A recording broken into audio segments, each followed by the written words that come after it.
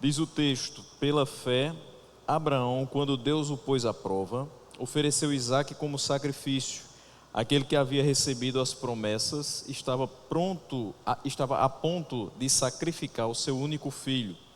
Embora Deus lhe tivesse dito: por meio de Isaque a sua descendência será considerada. Abraão levou em conta que Deus pode ressuscitar os mortos e figuradamente recebeu Isaque de volta dentre os mortos. Pela fé, Isaque abençoou Jacó e Esaú com respeito ao futuro deles.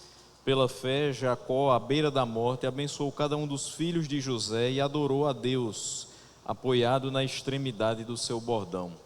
Pela fé, José, no fim da vida, fez menção do êxodo dos israelitas do Egito e deu instruções acerca dos seus próprios ossos. Vamos orar. Senhor nosso Deus, nós te damos graças, Senhor, por mais um início de semana e pela oportunidade de continuarmos a analisar o texto da carta aos Hebreus. Nos ajuda, Senhor, nessa manhã a ser objetivos e claros quanto à exposição daquilo que a Tua palavra nos traz, principalmente daquilo que devemos guardar no nosso coração, que é importante, é vital, é essencial para as nossas vidas. Assim oramos no nome de Jesus. Amém. Você pode ficar com o seu texto aberto. Agora hoje vou precisar bastante da mídia. São vários os textos que serão citados. Mas, meus irmãos, no último sermão, semana passada, nós que já estamos aqui pela quinta semana seguida, trabalhando aí capítulos 10 e 11, nós falamos a respeito da fé sendo a certeza daquilo que esperamos e a prova das coisas que nós não vemos. No versículo 1, falamos de dois dos seus efeitos, né? O bom testemunho por parte dos antigos, que eles receberam por meio da fé, e também o entendimento de que Deus é o Criador do universo.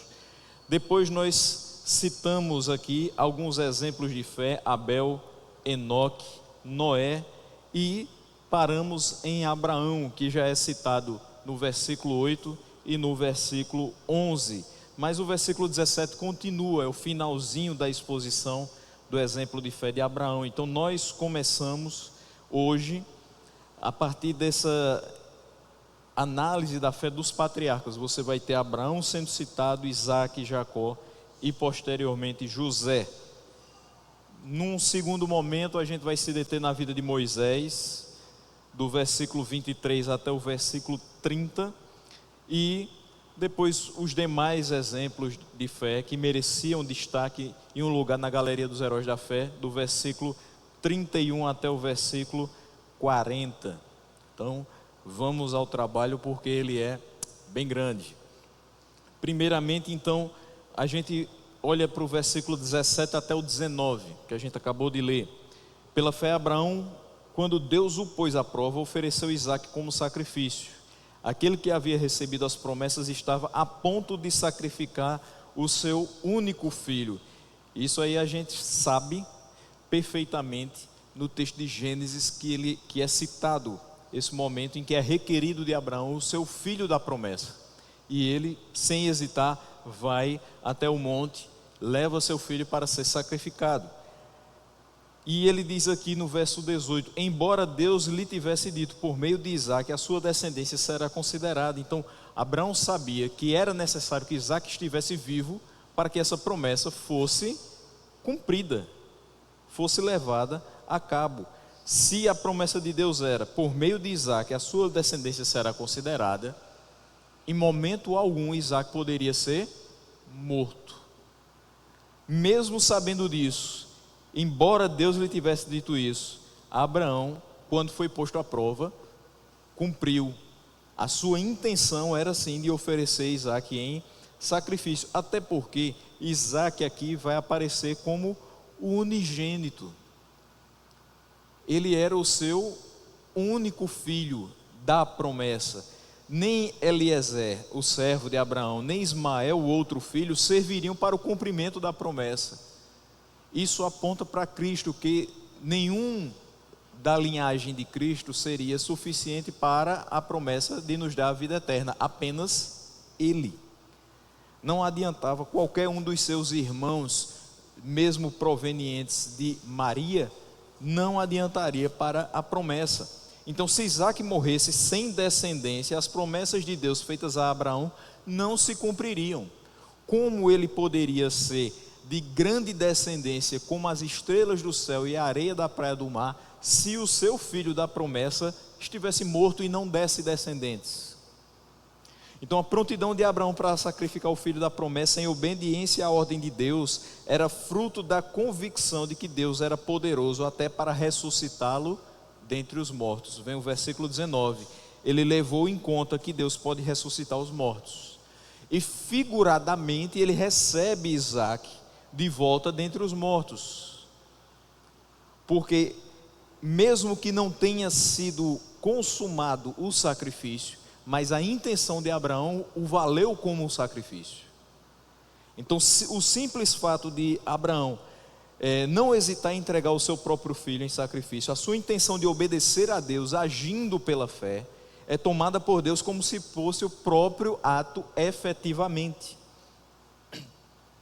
A ressurreição de Isaac, então, era figurativa, mas ela aponta para os crentes que morreram na fé e que aguardam uma ressurreição literal. A fé que Abraão tinha e a certeza de que Deus pode ressuscitar os mortos é a certeza que nós temos de que, se nós morrermos sem que Cristo tenha voltado, nós ressuscitaremos primeiro. Na volta de Cristo, os mortos ressuscitarão primeiro. Se nós já estivermos mortos, nós seremos ressuscitados. Então veja, é essa ideia que Abraão tem de dizer: se eu entregar meu filho, Deus pode ressuscitar. Por quê? Porque no fim de todas as coisas, Ele ressuscitará todos os que já morreram. A minha geração, a geração anterior a mim, a geração posterior a mim, Deus tem o poder de fazer isso. Então eu não vou hesitar em entregar o meu próprio filho. E como Cristo mostra o seu poder de ressuscitar os mortos? Ele começa consigo mesmo. Ele morre e ao terceiro dia ele ressuscita pelo poder dele mesmo.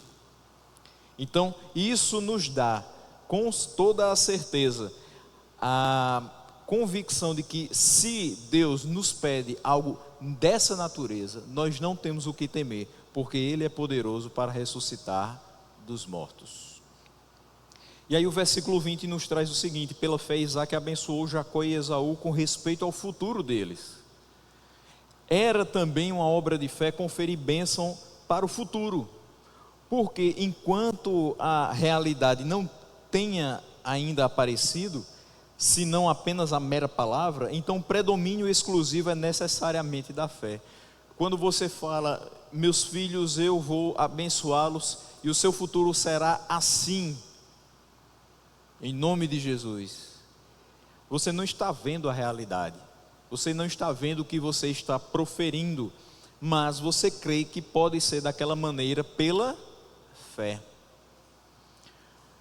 Não é que você está vendo hoje o seu filho extremamente longe dos caminhos do Senhor, cada dia menos interessado na palavra de Deus, e você, entre aspas, profetiza na vida dele. A gente utiliza muito essa palavra, né? Profetize na vida dele, diga que ele vai ser bom. Mas você está vendo que ele vai ser bom?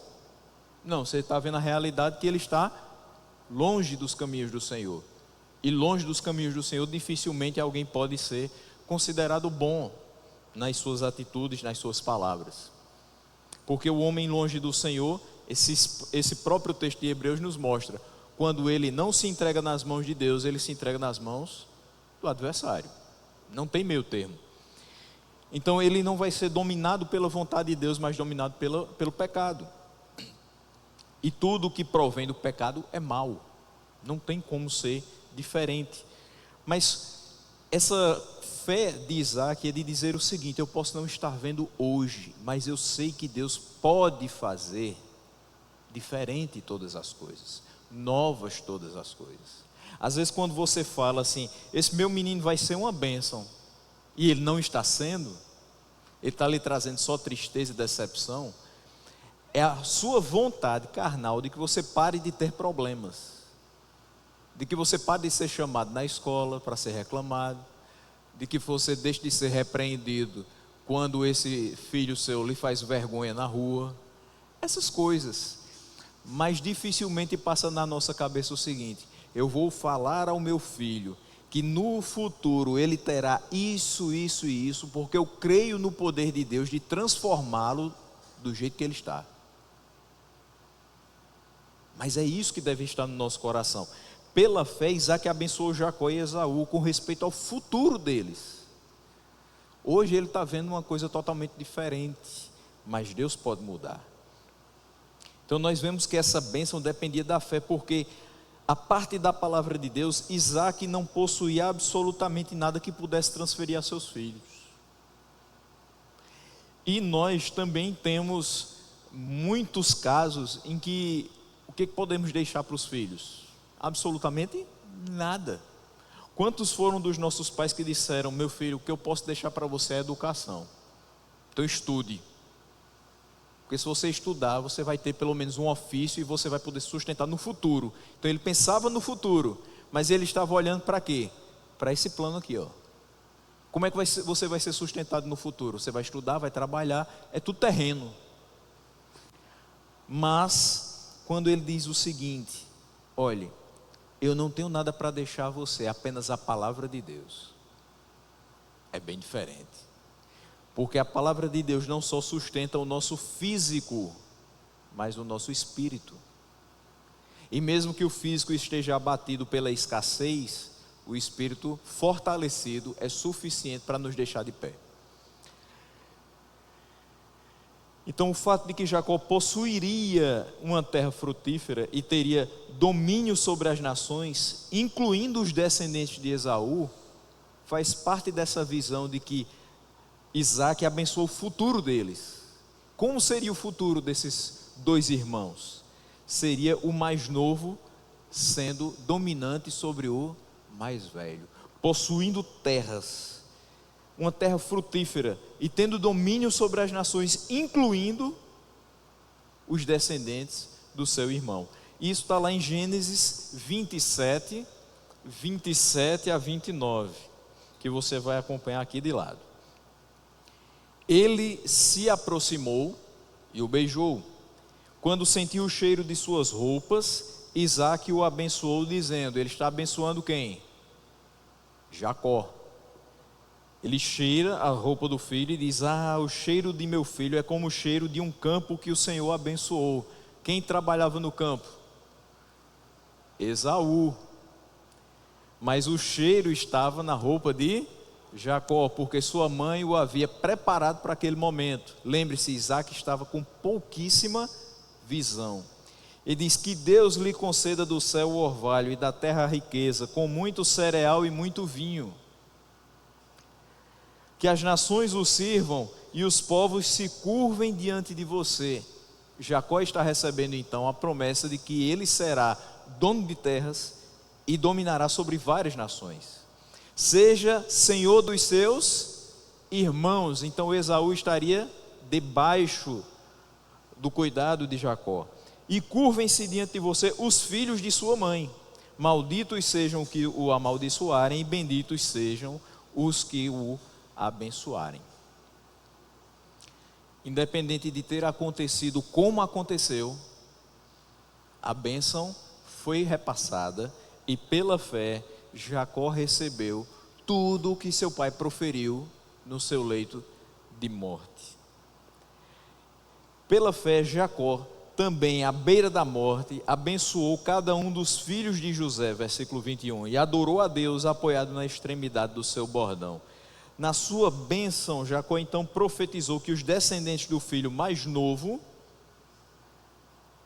de José superariam os do filho mais velho em número e influência. Isso aí está lá em Gênesis 48, 13 a 20.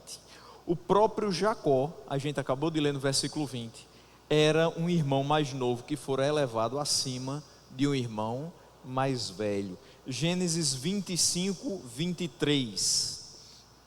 Disse-lhe o Senhor: duas nações estão em seu ventre, já desde as suas entranhas, 2 povos se separarão.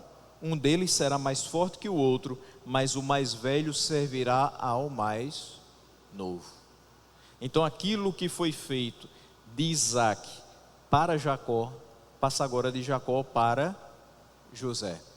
E aí você percebe que os descendentes do filho mais novo de José superariam os do filho mais velho. Isso já era uma realidade anterior. O próprio Jacó era o irmão mais novo, que estava elevado acima de um irmão mais velho. Então há uma continuidade da promessa. Versículo 22. Pela fé José,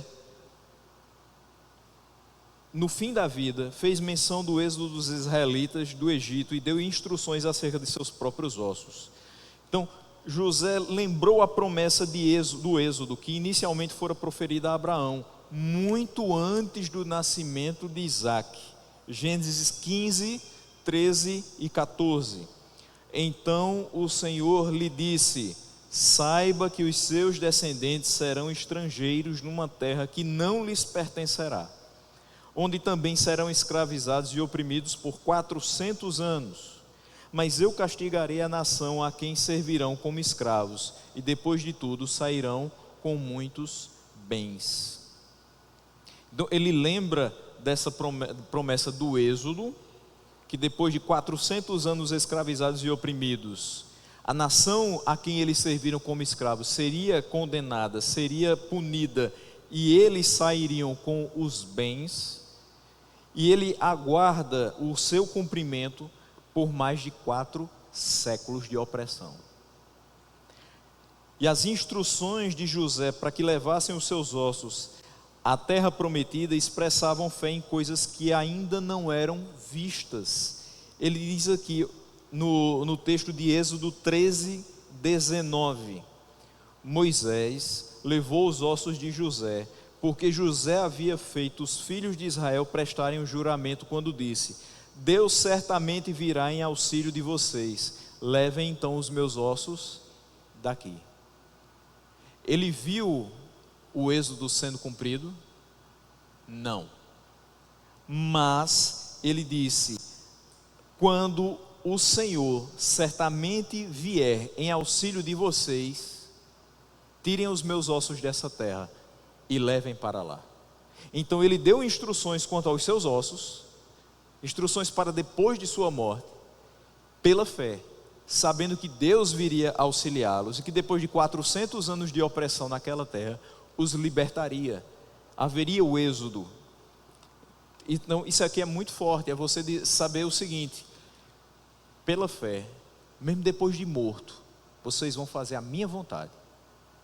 E a minha vontade é que os meus ossos não repousem aqui, mas eles sejam levados para aquela terra. Mas ele não viu, não estava nem perto de chegar aquele auxílio. Foram 4 séculos, mas ele tinha certeza. E essa certeza das coisas que nós não vemos, a convicção das coisas que nós esperamos, se chama fé. Então, pela fé, ele deu orientações quanto aos seus ossos. Lembre-se que a gente leu semana passada que Abel teve a sua fé reconhecida pelo Senhor. Ele foi reconhecido como justo, e ainda morto, ele fala.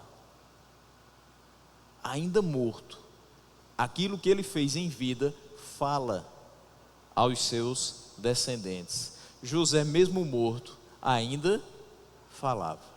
Ecoou no ouvido daqueles homens, e Moisés levou os seus ossos, porque havia sido prometido pelos israelitas, havia sido jurado por eles, quando José falou a respeito dos seus ossos, que eles sim o levariam.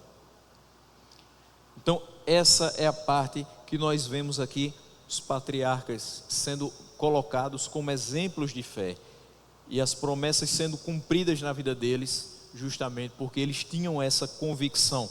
Mas agora a gente vai para Moisés. A partir do versículo 23 a gente vai ler até o 30.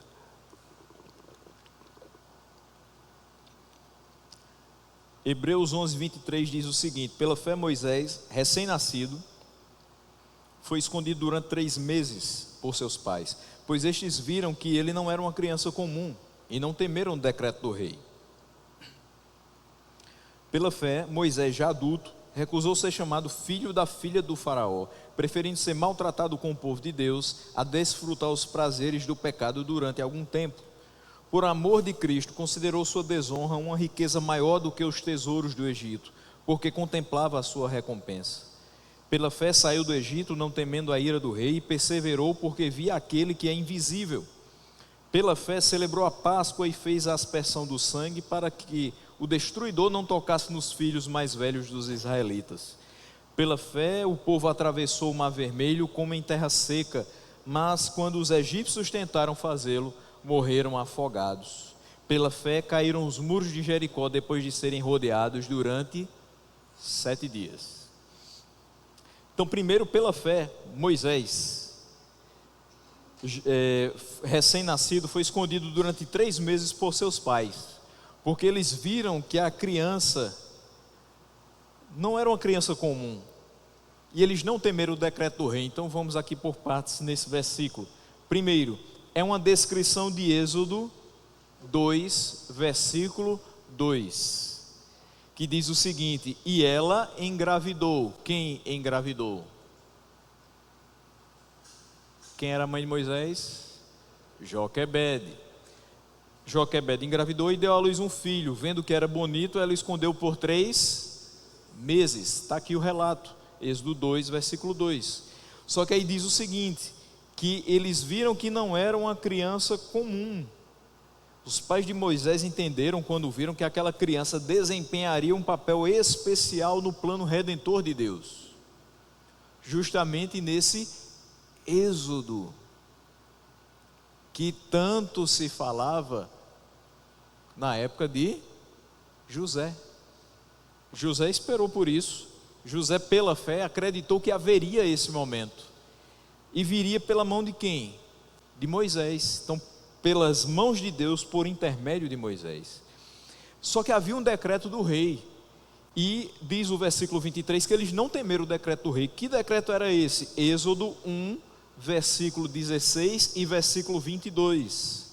No versículo 16 diz: quando vocês ajudarem as hebreias a dar luz, palavra do decreto para as parteiras, verifiquem se é menino. Se for, matem-no. Se for menina, deixem-na viver. Esse é o primeiro ponto. Versículo 22. Por isso o faraó ordenou a todo o seu povo: lancem ao Nilo todo menino recém-nascido, mas deixem viver as meninas. Então não tinha escapatória. Primeiro, se as parteiras verificassem que era menino, deveriam matar. Mas digamos que alguma delas teria compaixão da criança e a escondesse. Aí ele dá uma ordem para todo o povo: menino recém-nascido, pegue e jogue no rio Nilo. Agora, menina, deixem viver. Por isso eles esconderam por 3 meses. E como foi difícil, né? Esconder uma criança que chora, uma criança que berra quando está com fome, uma criança que começa a querer se movimentar com 3 meses, já ficando mais grandinha. Mas tudo isso foi feito pela fé. Então, se é feito pela fé, Deus honrou e fez com que aquela criança ficasse 3 meses sem que ninguém achasse. Só que a gente sabe o que é que acontece depois. Ele é colocado no cestinho e ele não é jogado no Nilo. Ele é colocado para que as águas o levem até a filha do faraó. O versículo 24 diz que Moisés, já adulto pela fé, recusou ser chamado filho da filha de faraó. Versículo 25, preferindo ser maltratado com o povo de Deus a desfrutar os prazeres do pecado durante algum tempo. Por amor de Cristo, considerou sua desonra uma riqueza maior do que os tesouros do Egito, porque contemplava a sua recompensa.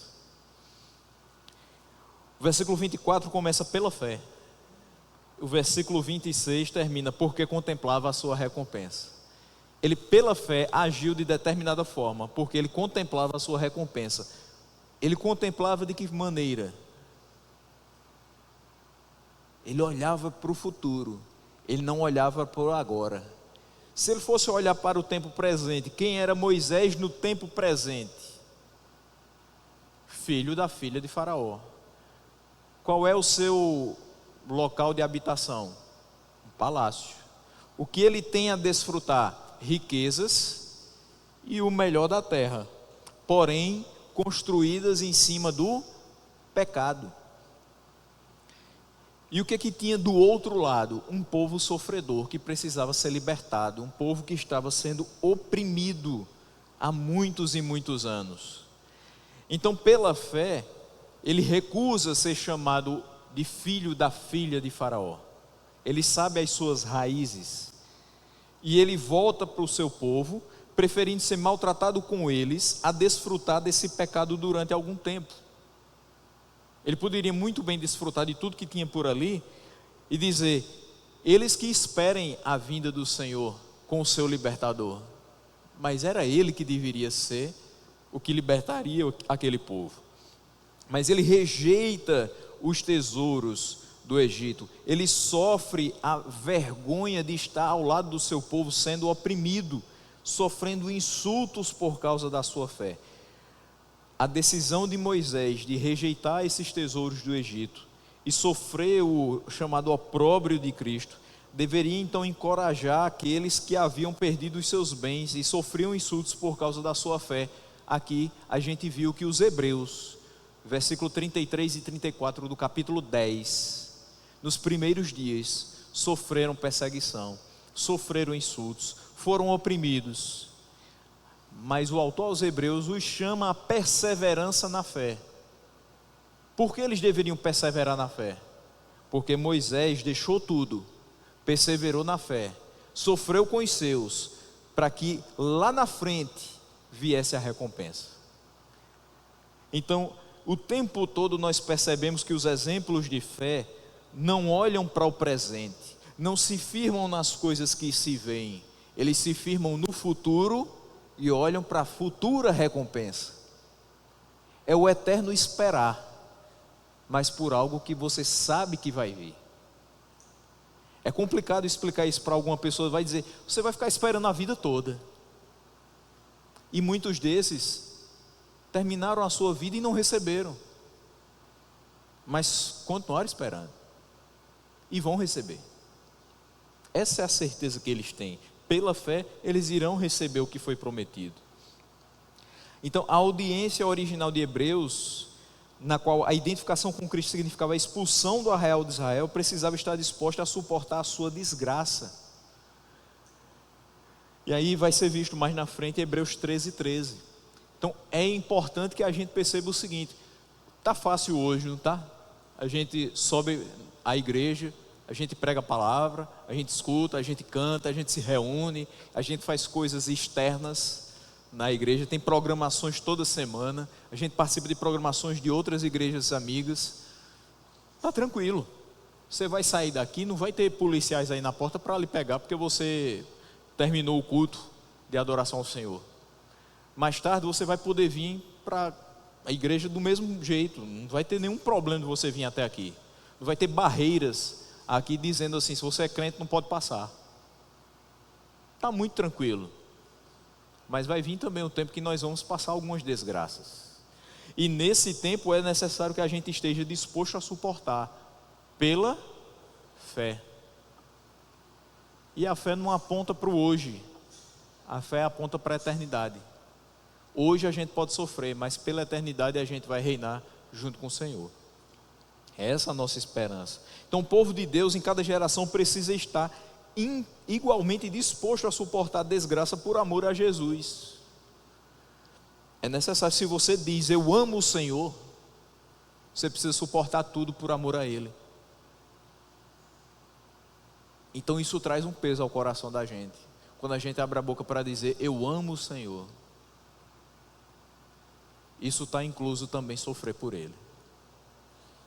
Isso está incluso suportar a humilhação por conta do amor que você tem a Ele. Então a escolha de Moisés exemplifica a certeza do que ele esperava, visto que ele olhava para frente. Ele tinha a certeza, ele contemplava a sua recompensa. Versículo 27. Pela fé ele saiu do Egito, não temendo a ira do rei, e perseverou, porque via aquele que é invisível.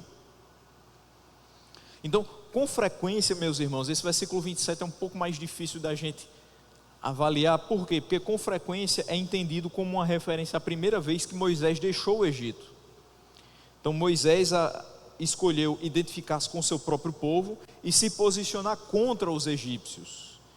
E ele mata um egípcio e tem que fugir. Então, sobre a sua partida, Êxodo 2,14 diz que ele temeu. Então veja, quando diz aqui o versículo 27 que ele, pela fé, saindo do Egito, não temendo a ira do rei, quando ele mata o egípcio e foge, Êxodo 2,14 diz que ele temeu. Então isso é difícil para a gente dizer que essa fuga é a primeira vez que Moisés deixa o Egito. Se esse versículo se refere à fuga para Midian, a expressão não ficando amedrontado talvez se refira à fé que Moisés tinha no plano redentor de Deus. Então, humanamente ele temeu? Sim. Mas ele não ficou amedrontado, ou seja, estático, parado, ele não deixou de agir, não deixou de sair daquela terra, porque ele tinha uma fé inabalável no plano redentor de Deus. Embora ele tenha experimentado a ansiedade muito natural de que o faraó lhe fizesse mal se ele permanecesse no Egito, ele não temeu que a sua comissão divina de resgatar o povo de Deus estivesse em perigo. Então, eu me coloquei contra os egípcios, eu matei um egípcio, tenho que fugir, porém, eu sei que o faraó pode até me trazer algum tipo de resposta a isso, pode vir alguma rebordosa com relação à minha atitude, porém eu não vou perder a minha fé de que o plano divino de resgatar o seu povo vai ser colocado em vigor. Esse plano vai acontecer. Então, com essa esperança nos propósitos de Deus, ele deixou o Egito e permaneceu em Midian. Mas ainda é possível que este versículo se refira ao Êxodo, quando Moisés estava evidentemente sem medo. No momento em que de fato ele sai com o povo para atravessar aquele mar, medo nenhum havia no seu coração. Então você pode considerar as três questões. Em todas elas, mesmo que diga que ele temeu, mas dentro do seu coração não havia temor, porque havia maior confiança no propósito de Deus. Veja que isso pode se aplicar na nossa vida no momento em que nós passamos por determinadas situações e que ela traz naturalmente ansiedade e pavor. Mas isso não pode ser maior no nosso coração do que a nossa confiança no poder e nos propósitos divinos. Então, o cristão não pode ser paralisado pelo medo ou paralisado pela falta de confiança em Deus, porque muito mais poderoso do que todas as adversidades e obstáculos que estão diante de nós é aquele que nos chamou a andar por Ele e para Ele. Então, veja só, ele, de maneira geral, não teve medo, de fato, mas ele seguiu pela fé, saiu do Egito, perseverou, porque ele via aquele que é invisível, ele olhava para Deus. Pela fé ele celebrou a Páscoa, versículo 28, e fez a aspersão do sangue, para que o destruidor não tocasse nos filhos mais velhos dos israelitas. Então, aos olhos dos judeus, essa expressão de celebrar a Páscoa deve receber grande peso no enaltecimento da fé, porque para eles a Páscoa era o principal sacrifício e da mais elevada consideração. No meio de tudo aquilo, ele celebra a Páscoa.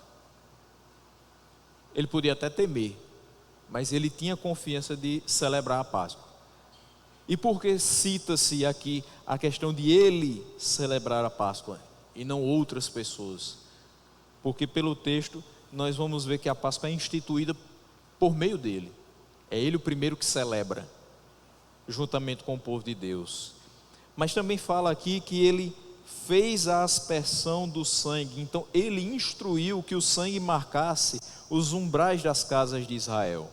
E ele antecipou a destruição vindoura dos filhos primogênitos da terra e o livramento das famílias israelitas naquele evento horrível. Então ele celebra a Páscoa e diz: meus irmãos, coloquem sangue, vocês vão aspergir sangue nos umbrais das suas portas.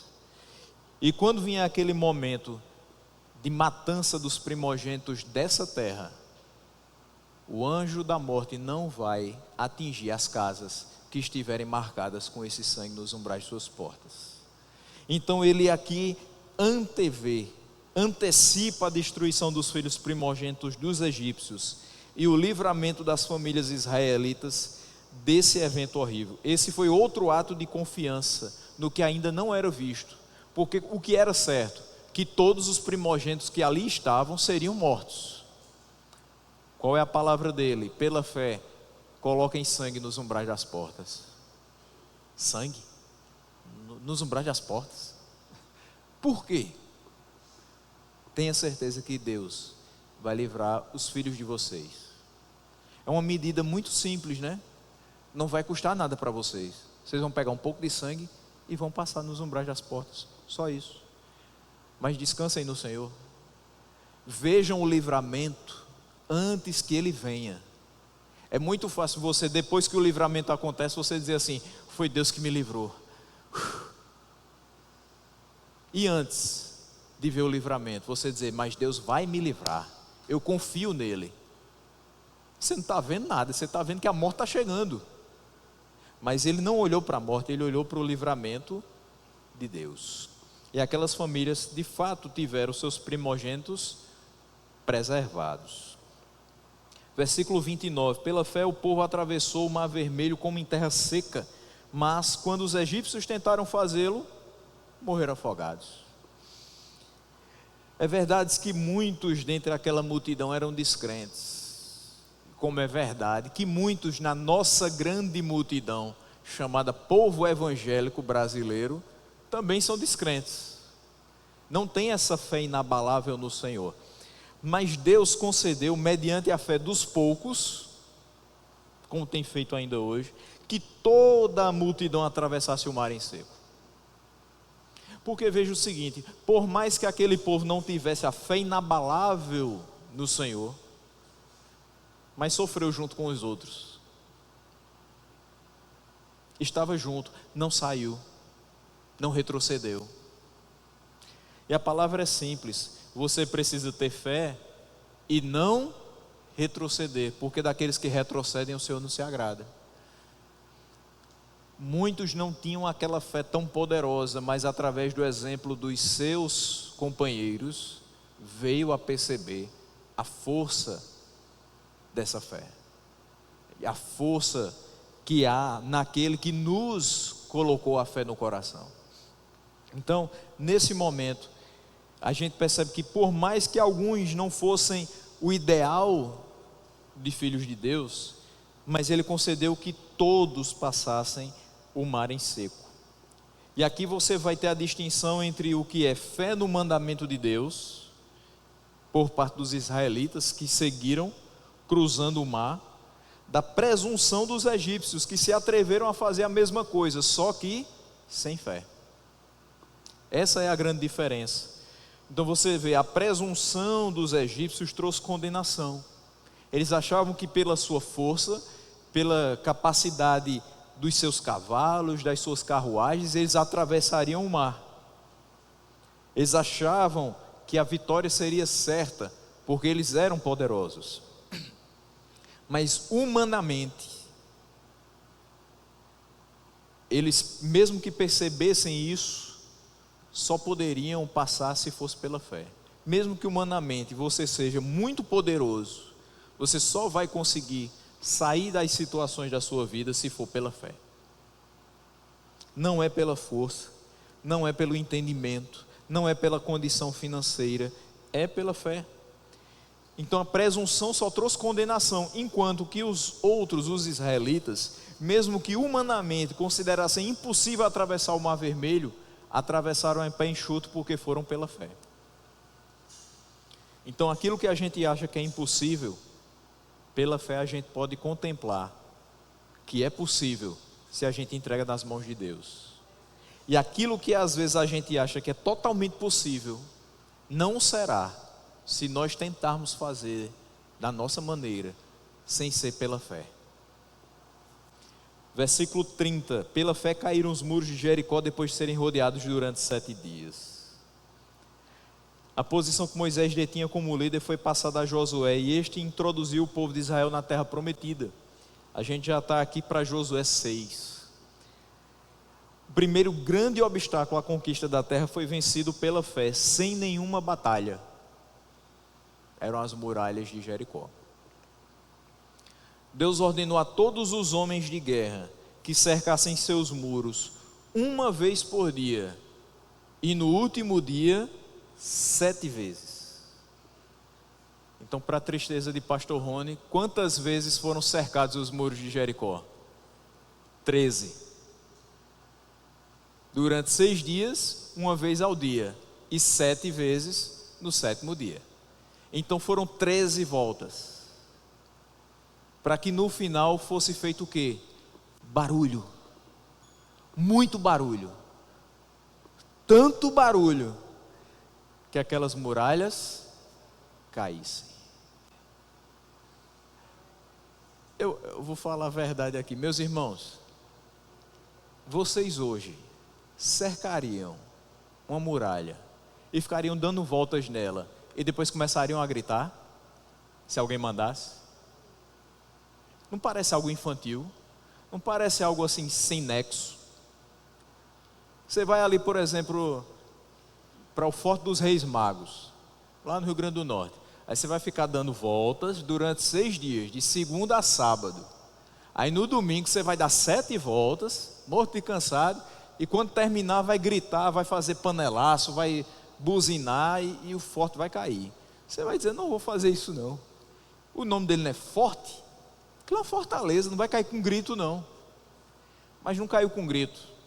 Não caiu por conta das rodadas dos israelitas não. Caiu por conta da fé. Pela fé caíram os muros de Jericó. É o que diz o autor aos Hebreus. O que pode parecer algo totalmente sem nexo, é o que Deus usa para fazer o propósito dele. Deus ordenou. A andança poderia ser totalmente infantil e sem sentido, mas a obediência à ordem divina, o levar a sério daqueles israelitas, mostrou que era possível ter sucesso no que havia sido prometido pelo Senhor. Josué 6, versículo 2. Então o Senhor disse a Josué: saiba que entreguei nas suas mãos Jericó, seu rei e seus homens de guerra. Ele não disse que entregou? E depois ele disse como entregou. Deus usa as coisas loucas desse mundo para confundir as sábias. E os muros caíram pela fé. Mas nós temos demais exemplos e já vamos caminhando aí para a parte final do texto, do 31 até o 40. Versículo 31 nos diz o seguinte: pela fé a prostituta Raabe, por ter acolhido os espiões, não foi morta com os que haviam sido desobedientes. Veja só, aqui quando se fala a respeito de Raabe como prostituta, obviamente é se referindo ao modo de vida dela antes de aceitar, de abraçar a fé. Isso aí no texto de Josué 2, do 8 ao 11. Mas isso também serve de testemunho da graça ilimitada de Deus. Por que Raabe está na galeria dos heróis da fé, se foi uma prostituta? Porque, para além disso, essa mulher recebeu ali aqueles que eram da parte de Deus. Ela não temeu e abriu a sua casa e preservou a vida deles. E a graça de Deus é tão ilimitada que ela pode se estender para redimir qualquer pecador, seja ele quem for, tenha feito o que tenha feito, e levantou a dignidade eterna. Ela sim foi uma pessoa devassa, uma pessoa que vivia fora dos caminhos do Senhor, mas o Senhor estende a sua graça sobre aquela vida, que obedece às suas indicações pela fé, redime aquela pecadora e a levanta novamente. Não levanta só seu rosto, que deveria andar cabisbaixa por conta da vergonha, da forma como os outros a viam, mas levanta toda a sua estrutura, principalmente o seu espírito, para que ela possa estar eternamente com o Senhor. Desse modo aqui nos dá a entender o seguinte, meus irmãos, que não interessa o que você fez para trás, não interessa quem você foi, por onde você andou, o que interessa é o que acontece com sua vida depois que Cristo te encontra e te salva, e o Espírito te regenera e você passa a ser uma nova criatura. Se é nova criatura, tem coisas novas sendo feitas e as coisas velhas se passam. Você não olha mais para o passado para não lembrar do seu pecado e para não se martirizar com o que você fez. Você olha para frente pela fé, sabendo que agora é Deus que faz na sua vida. Versículo 32 até o 34. Que mais direi? Depois de tantos exemplos, o autor aos Hebreus vai dizer: que mais eu direi? Não tenho tempo para falar de Gideão, Baraque, Sansão, Jefté, de Davi, Samuel e os profetas, os quais pela fé conquistaram reinos, praticaram a justiça, alcançaram o cumprimento de promessas, fecharam a boca de leões, apagaram o poder do fogo, escaparam do fio da espada, da fraqueza tiraram a força, tornaram-se poderosos na batalha e puseram em fuga exércitos estrangeiros. Ele disse: não tem tempo, mas continua falando. E de fato, se a gente for ficar falando, a gente não vai passar só essa manhã ou só as 5 semanas que eu já estou aqui falando, é a vida toda, porque exemplos de fé nós temos aqui. Se nós formos olhar para a vida de cada um dos nossos irmãos, nós temos exemplos de fé, nós temos exemplos de coisas que Deus fez na sua vida que eram humanamente impossíveis, mas por que aconteceu? Fé. 2 letrinhas, pequena, né? Que se for tão pequena como um grão de mostarda, você diz àquele monte: vai para lá, e ele vai.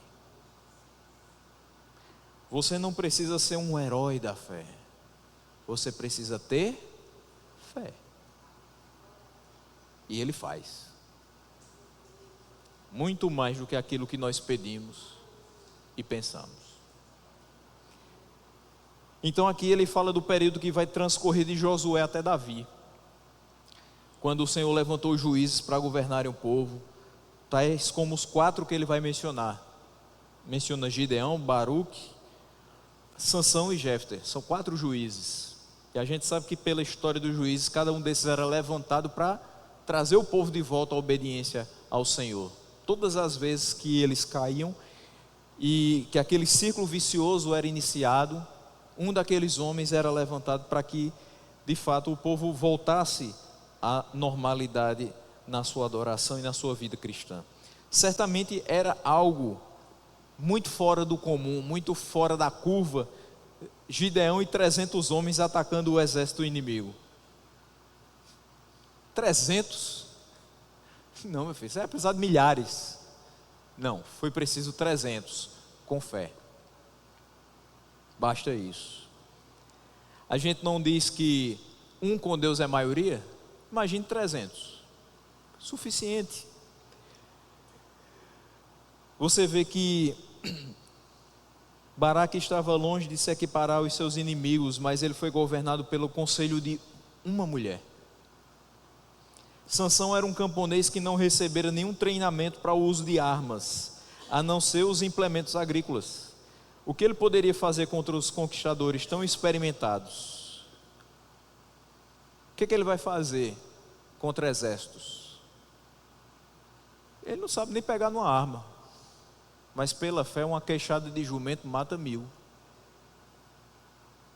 E pela fé também 2 colunas foram suficientes para matar mais gente na sua morte do que durante toda a sua vida, no último exercício de fé daquele homem. Quem a princípio não haveria condenado os feitos de Jefté como sendo temerários, quando ele declarou que seria o vingador do seu povo, cuja esperança já tinha ido embora há muito tempo. Todos esses homens tomaram a Deus como seu guia, e eles foram encorajados pela sua promessa. e fizeram aquilo que o Senhor havia ordenado. Eles foram honrados com a evidência do Espírito Santo. Esses homens foram guiados pelo Espírito de Deus, e agora eles são evidenciados novamente como pessoas que tiveram fé. Tudo que eles fizeram e que era digno de louvor, o autor aos Hebreus vai atribuir pela fé, ainda que não houvesse entre eles nenhum cuja fé não haja fraquejado. Esses homens aqui tiveram seus momentos de dúvida, seus momentos de fraqueza, eles tiveram seus momentos de hesitação, mas mesmo assim, aquilo que eles fizeram em nome do Senhor e pela fé, é digno de nota. Com Davi, o autor vai incluir todos os bons reis, e aí eles adicionam Samuel e os profetas.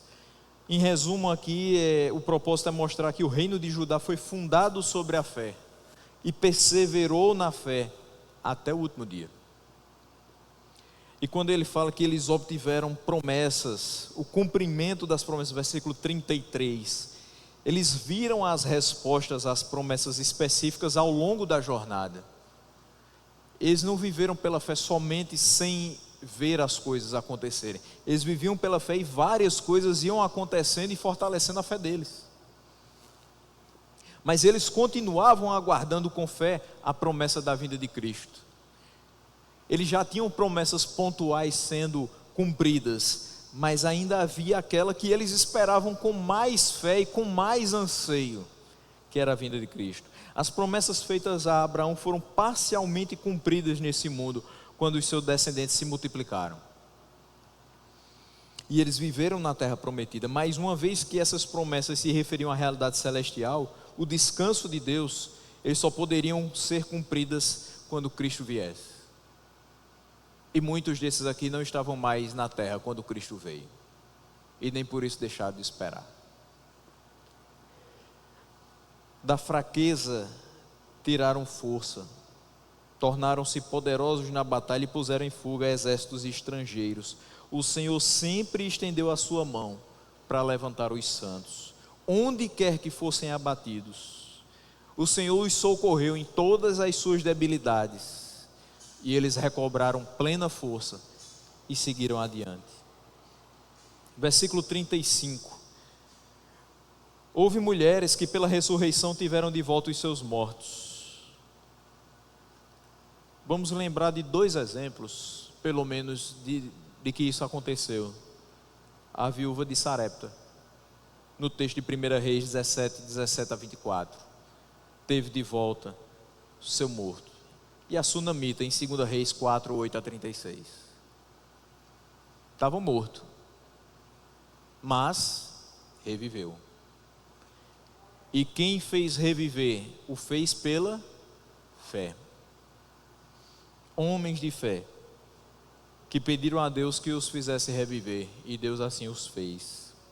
Mas o texto ainda diz também que uns foram torturados e recusaram ser libertados para poderem alcançar uma ressurreição superior. Aqui, meus irmãos, quando ele fala disso, é interessante que nossa Bíblia não contém esses textos que aqui são citados, porque são partes históricas presentes apenas em livros apócrifos. Mas aqui, quando ele fala de que uns foram torturados e recusaram ser libertados para alcançar uma ressurreição superior, ele fala dos heróis e patriotas macabeus do século II. Houve a revolta dos macabeus por volta de 167 a.C. até 157 a.C. 10 anos de batalha ferrenha. E aí essa revolta só é escrita depois do fechamento do Antigo Testamento, mas se você abrir uma Bíblia católica, você vai ter lá o registro em 2 Macabeus 6:7. Veja, não tem um poder de ser uma palavra inspirada, mas tem a sua validade histórica.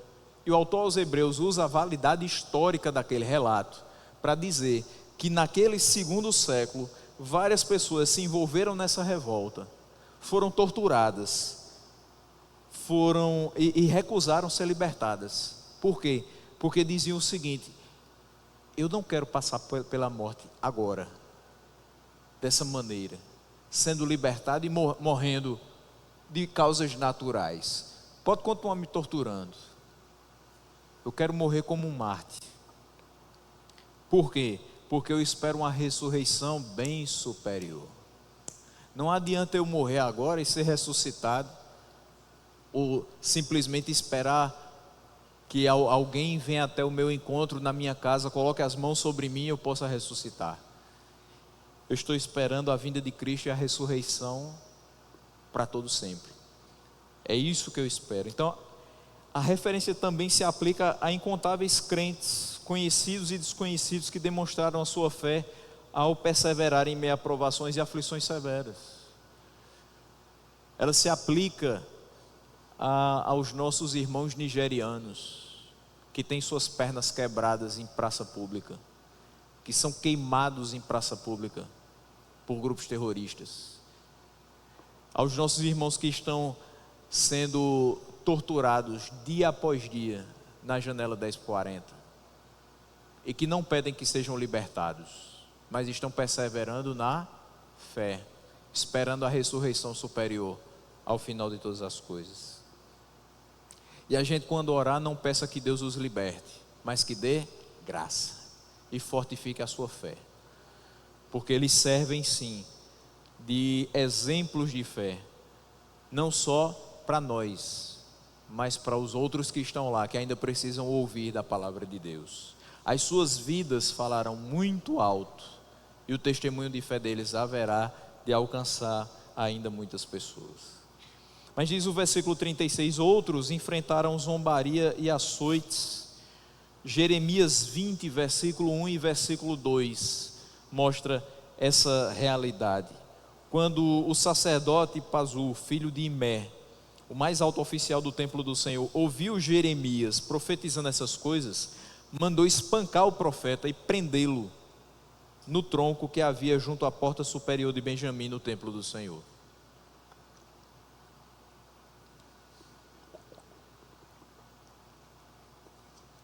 É isso que acontece muitas vezes. E não pense que isso aconteceu só com Jeremias. Isso ainda acontece hoje. Pessoas que podem ser açoitadas e ser vítimas de zombaria só porque estão pregando a palavra. Alguém ouviu Jeremias profetizando essas coisas. Obviamente ele não creu. Obviamente ele não tinha a menor intenção de levar em consideração as palavras de Jeremias, mas mandou espancá-lo e prendê-lo no tronco. Outros foram apedrejados, diz o versículo 37, cerrados ao meio, postos à prova, mortos ao fio da espada, andaram errantes, vestidos de pele de ovelhas e de cabras, necessitados, afligidos e maltratados. Zacarias, filho do sacerdote Joiada, foi morto por declarar a verdade. Texto de 2 Crônicas 24, 20 a 22. Segundo a tradição, Isaías foi cerrado ao meio no reinado do ímpio Manassés.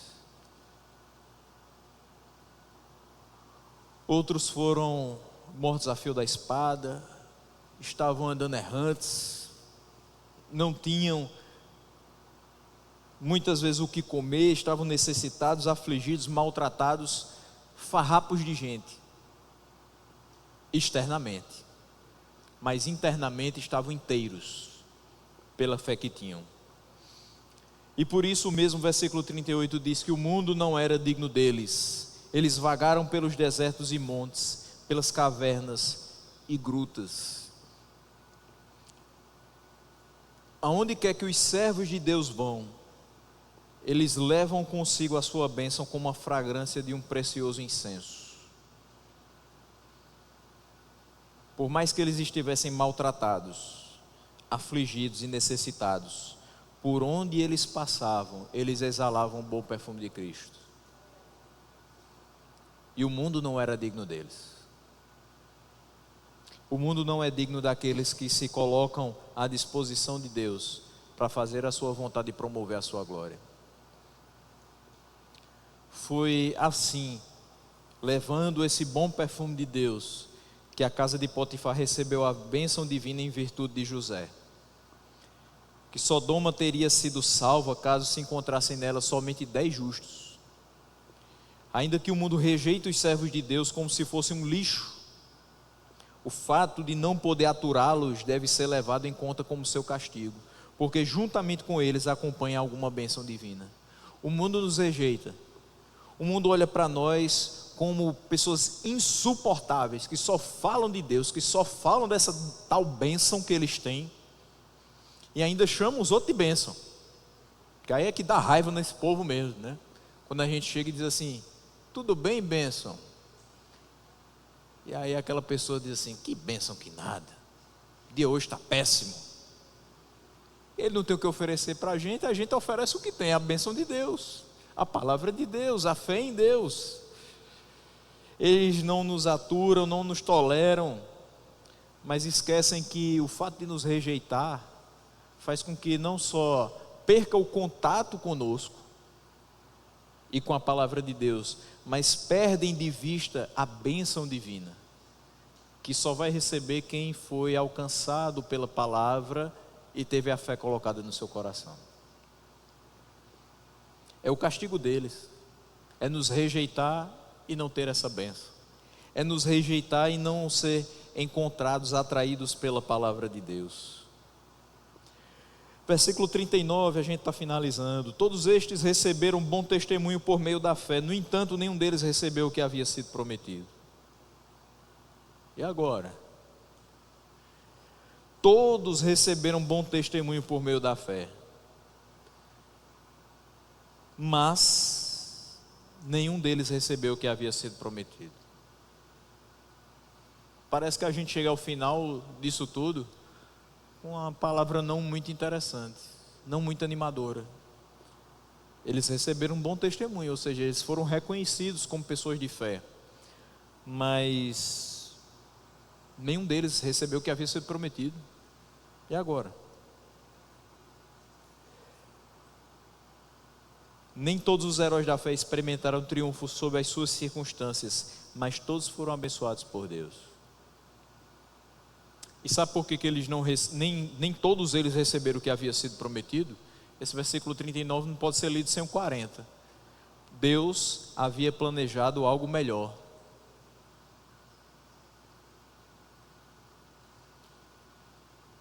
Eles não receberam em terra o que havia sido prometido, mas eles estavam esperando na terra para receber aquilo que seria entregue nos céus. Como diz o versículo de número 35, alguns recusaram ser libertados para alcançar uma ressurreição superior. Eles sabiam que Deus havia planejado algo superior, para que conosco fossem eles aperfeiçoados. O cumprimento para eles, assim como para nós, acha-se em Cristo, que é a ressurreição e a vida. Essa é a ressurreição que nós esperávamos. Ele é a ressurreição e a vida, João 11, 25 e 26. Ele não só traz vida, mas ele nos traz a ressurreição e a certeza de uma vida eterna com Deus.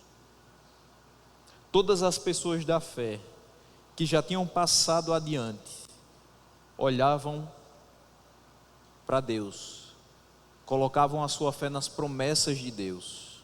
O cumprimento das promessas de Deus para eles vem agora em Cristo, e a sua redenção também se completa nele. Quando Cristo sangra na cruz do Calvário, a quem ele salva? Só os que estão presentes? Só os que vão vir? O seu sacrifício salva no presente, no futuro, mas também salvou para o passado. A salvação na pessoa de Cristo é esse pêndulo. Ela atinge os que esperavam pelo Messias que havia de vir, atinge os que creram que Cristo era o Messias naquele tempo, e atinge os que já receberam o Messias e creem que ele já veio e voltará uma segunda vez para buscar todos aqueles que nele tiveram fé. Que assim sejamos e que esperemos a redenção final de nossos corpos para a glória de Deus.